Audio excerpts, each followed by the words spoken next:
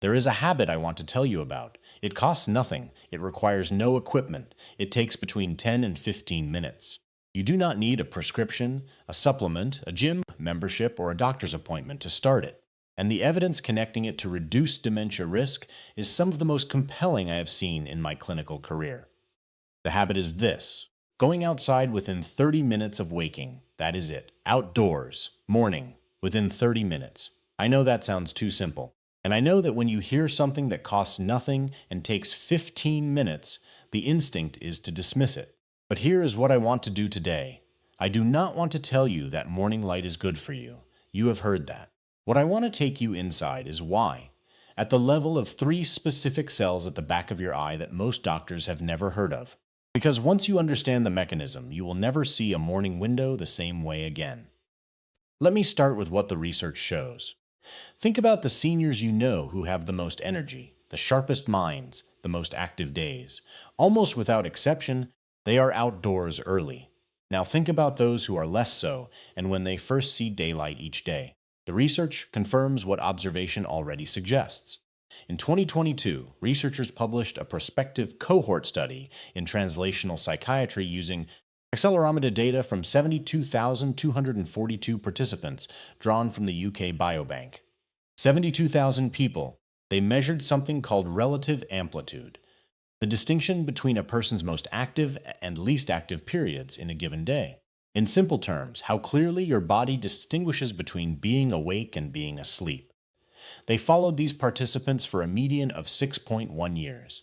People with reduced relative amplitude, a weaker distinction between their active and inactive periods, had a 23% higher risk of all-cause dementia, a 33% higher risk of Parkinson's disease, and a 13% higher risk of stroke. The same measure was associated with higher rates of depression and anxiety as well. And a second major study, published in Neurology in December 2025, following nearly 2,200 older adults for 3 years, found that those with the weakest circadian rhythms had nearly 2.5 times the risk of developing dementia compared to those with the strongest, 2.5 times. Now, both studies show association, not proven causation. I want to be clear about that, and I will be throughout this video, but when 2 large, independent, peer-reviewed studies point in the same direction, one with 72,000 participants, one with nearly 2,200, and when the biological mechanism connecting circadian rhythm strength to brain health is documented across decades of research, that is not a coincidence, that is a signal, and here is what makes it actionable.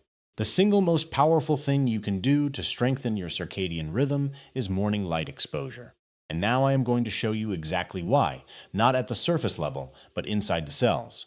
In the back of your eye, behind the rods and cones that allow you to see, there is a third type of photoreceptor. Most people, including most doctors, have never heard of them. They are called intrinsically photosensitive retinal ganglion cells, IPRGCs, and they do not contribute to vision at all.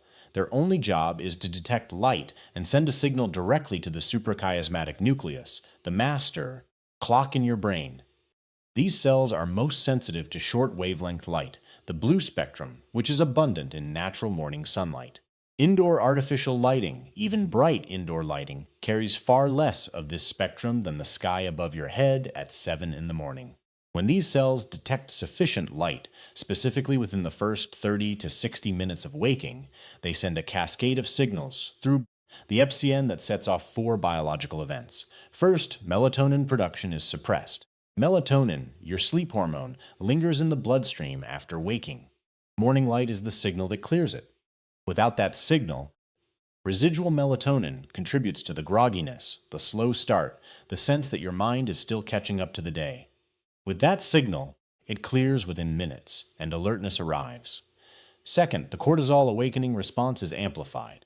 Research published in the Journal of Clinical Endocrinology and Metabolism found that early morning exposure to bright light significantly enhanced cortisol levels independently of the act of waking itself. Participants exposed to bright morning light showed cortisol levels 20 to 40% higher in the first hour after waking compared to those in dim light conditions. Cortisol here is not stress. Cortisol in this context is your body's primary alerting signal, the hormone that mobilizes energy, sharpens focus, and coordinates every organ in your body to begin the day. Third, serotonin synthesis is initiated. Morning light triggers the production of serotonin, the neurotransmitter associated with mood, motivation, and mental clarity. And here is the connection most people never make. Serotonin is the precursor to melatonin. The serotonin you produce in the morning light is converted into the melatonin that helps you sleep tonight. Your morning habit is simultaneously building your evening recovery. The same 15 minutes outside at 7 in the morning is doing work that reaches you again at 11 at night. Fourth, and most relevant to what the UK Biobank study measured, the FCN receives its strongest daily calibration signal. Relative amplitude, the measure that predicted dementia risk, is fundamentally a measure of how clearly the body clock distinguishes active periods from rest periods. Morning light is the input that most directly determines that clarity. When morning light arrives consistently in sufficient quantity at the right time, the clock sends stronger, clearer signals throughout the day. Relative amplitude rises. The orchestra plays louder. When morning light is absent, when you stay indoors, when the curtains stay closed, when the first light you see is a screen, the clock receives a weak, ambiguous signal. Relative amplitude falls, and the risk profile documented in those two studies moves quietly in the wrong direction. I want to tell you about a patient I will call Constance, 68 years old, retired pharmacist. She had spent 40 years advising patients on the timing of their medications, when to take them, how food affected absorption, why the timing of a drug mattered as much as the dose. And she had never once considered how the light she was not getting in the morning was shaping her own biology. She came to me not with a specific complaint. She came because her daughter had insisted. Her daughter had noticed something over the previous year. Her mother, who had always been sharp, quick, decisive, was now occasionally slow to retrieve a word. She repeated questions she had asked 20 minutes earlier. She was more cautious than she used to be, less quick to commit to a thought. Constance described her mornings. She woke at 7, made tea, and spent the first hour and a half at her kitchen table reading on her tablet. Curtains half open, overhead light on. She did not go outside until she needed to, sometimes not until 11 or 12. She had been doing this for 4 years since retirement. In her working life, she was in the pharmacy before 8 every morning, windows facing east. Natural light flooding the dispensary by 9. She walked to work. She went home in the light. Retirement had removed the structure that had been calibrating her clock every single day for 40 years. Nobody had told her that mattered. I asked her to do one thing. Every morning, within 30 minutes of waking, take her tea outside. 10 minutes minimum. More if she wanted, no tablet, just the light, the morning air, and the tea. She came back 6 weeks later. She said, something shifted. Not her memory, not dramatically, but her mornings were different. She was sharp earlier. She was starting things instead of deferring them. Her daughter called me 2 months after that. She said 3 words, "My mum is back." I cannot prove that morning light reversed Constance's early cognitive changes. I want to be clear about that. What I can tell you is that she was not receiving a biological input that her brain clock depends on, and that when she restored it, something shifted. A pharmacist who understood the timing of every medication she dispensed had never understood the timing of light. Most of us are in the same position. Let me give you the practice, because the habit matters, and so does the execution. Within 30 minutes of waking, ideally within 10 to 15, go outside. Not to the window, not with the curtains open, outside. On a clear day, outdoor light delivers between 20,000 and 100,000 lux to your retina. A well-lit room delivers 300 to 500. Even on an overcast morning, the sky provides around 10,000 lux, 20 times more than the brightest indoor environment. The cells we are talking about, your IPGCs, are calibrated for the sky. No indoor light source reliably substitutes for it. How long?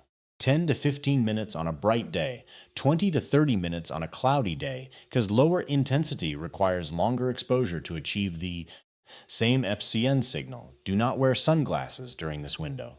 The photoreceptors we are trying to activate sit behind the cornea. Sunglasses filter the short wavelength light that triggers the SCN response most powerfully. You are not staring into the sun. You are simply standing in the light. What to do while you are outside? Anything.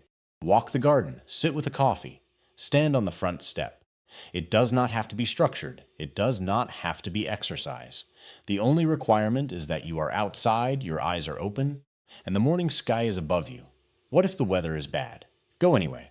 A cold morning still delivers more circadian relevant light than your kitchen.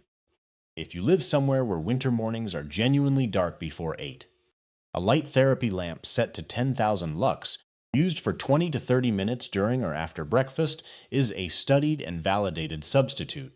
What if you are not a morning person? Start with 5 minutes. Just 5, your tea, your front door, 5 minutes of sky. Most people who do this find that the mornings begin to change within a week. Not because they have disciplined themselves into it, but because the biology starts responding. Your cortisol awakening response strengthens, your melatonin clears faster, your alertness arrives sooner. And eventually, the morning starts to feel like something worth being in. Let me be precise about what this habit does and does not do. Morning light is not a cure for dementia. The UK Biobank study and the neurology study show an association between circadian rhythm strength and brain health outcomes, not a proven causal pathway that morning light will prevent dementia for any individual.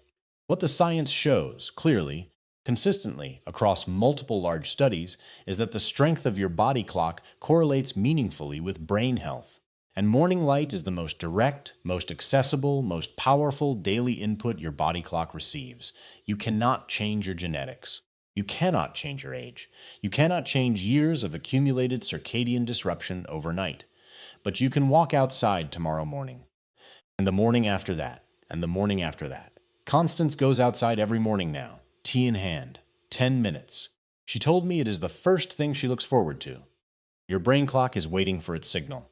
You know exactly what it is, and it will not cost you a single thing. One final thing before we close.